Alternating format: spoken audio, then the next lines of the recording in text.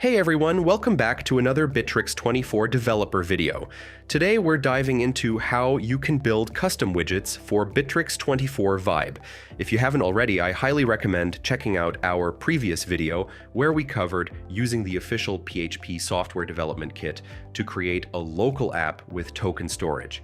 It lays the groundwork for some of the technical concepts we'll touch on today. Before we get into the technical details, let's take a quick minute to talk about Bitrix24 Vibe itself. As you probably know, Vibe is a customizable start page, the first thing users see after logging into your Bitrix24 account. You can set up this page to highlight the most important stuff: company news, key knowledge base links, downloads, user leaderboards, you name it. Right now, Bitrix24 offers 3 ready-to-go templates to kick off your start page, and from there, you can tweak things and add the widgets you need. When we talk about widgets, we mean interactive blocks that display information and often respond to user actions by updating their content. And today we're going to learn how to create your own. On this slide, you'll see the key methods you'll need: how to register a widget, how to remove a registered widget, how to get a list of all widgets, and a special method to turn on debug mode. Super handy while you're developing your widgets. Scan the QR code on the slide to jump straight to the official documentation where these methods are explained in detail. The most important method you need to know about, that's landing.repowidget.register. The method to register a new widget. It takes a bunch of parameters, but don't panic. We'll focus on the key ones today. You can check out the full breakdown later in the docs. First up, the code parameter. This is a unique identifier for your widget. Pro tip: come up with your own prefix and use it at the start of all your widget codes. It'll help you avoid any naming collisions later on. Next, the fields parameter, which is a bundle of settings describing your widget. Right now, you really need to know about 2 fields. Content: this is where you put the HTML layout for your widget. Widget param is an object with 3 important keys: the name of the root HTML element inside your widget layout, the URL of the handler Bitrix24 will call to get fresh data, and optional demo data used to show a live preview of your widget. Super important if you plan to publish your widgets on the Bitrix24 marketplace. If you're just making a private widget for your own Bitrix24 account, you can skip the demo data. To build great widgets, it helps to really understand how they work behind the scenes. Here's the deal. On the Vibe start page, what we'll call the front end, Bitrix24 simply renders your widget's HTML layout, as is. Since this page is an integral part of Bitrix24, you can't run your own JavaScript there. All the interactivity happens on Bitrix24's side.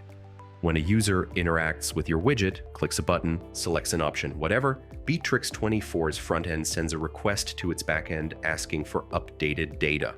Bitrix24's backend then calls your widget handler the URL you specified earlier, passing along any user input, plus authorization data for the REST API. This is huge. Because you get auth data, your handler can make REST API calls to Bitrix24, pull whatever info you need, and customize the response accordingly. In return, your handler sends back a JSON structure with the updated data. Bitrix24 then takes your JSON, injects the fresh content into the right spots inside your widget's layout, and bam, the widget updates.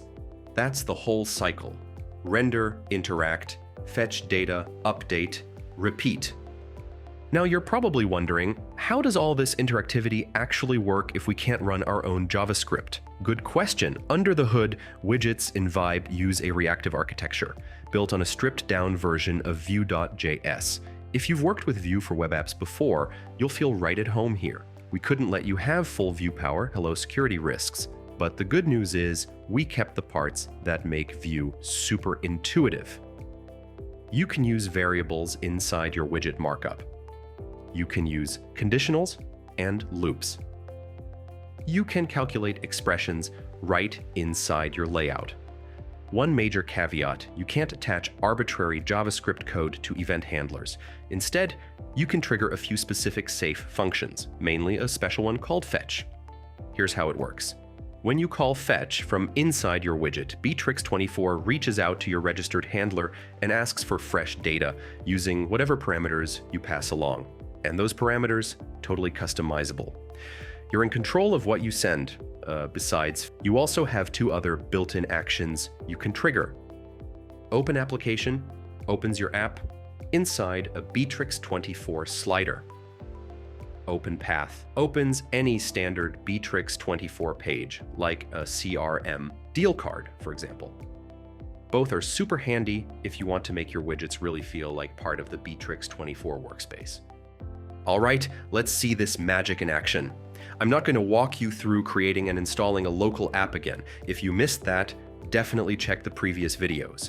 Today, we're laser focused on widgets themselves. I've already registered a custom widget and dropped it onto the Vibe start page using Bitrix24's page editor. I cleared out all the other widgets so you can stay focused. The business logic behind my widget is simple. It's a list of tasks pulled from some external source. Let's say overdue customer requests that need follow-up. And yes, I'm specifically saying external source because you're not limited to just Bitrix24 data. You can pull from anywhere. Big win for integrations. The widget's fully interactive. I can sort the task list by clicking a table header.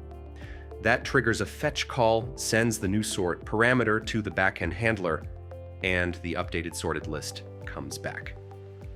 Same story with the filter. I can type to filter tasks by ID. If I search for a task that doesn't exist, like typing 88 when there's nothing matching, no worries. Thanks to Vue's conditional rendering, we show a clean, empty state instead of a broken layout.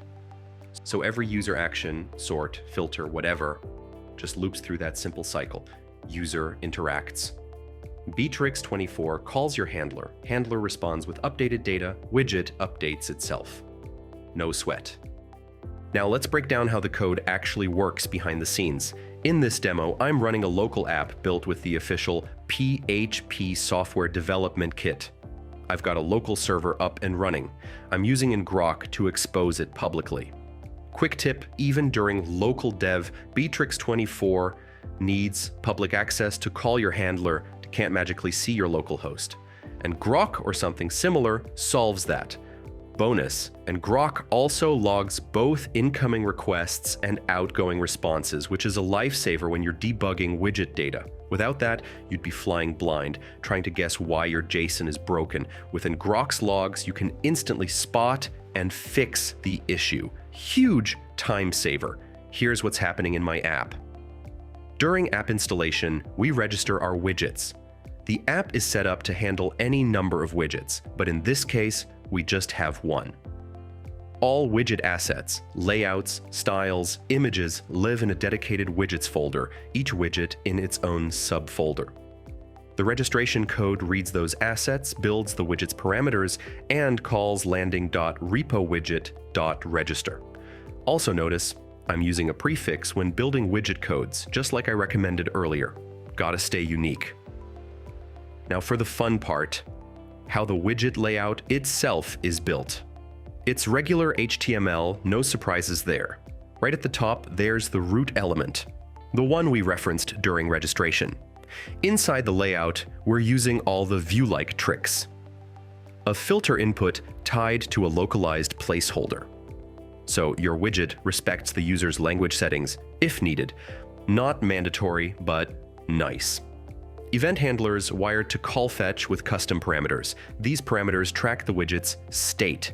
Things like the active filter text, current page number, and current sort order. That means you can fully control how your backend handler processes user actions.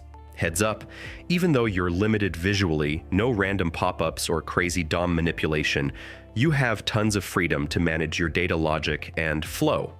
Example, if there are no tasks matching the filter, the widget automatically shows an empty state. No extra code needed. It's super clean and flexible. Same with building the task table. We have table headers wired with sorting logic.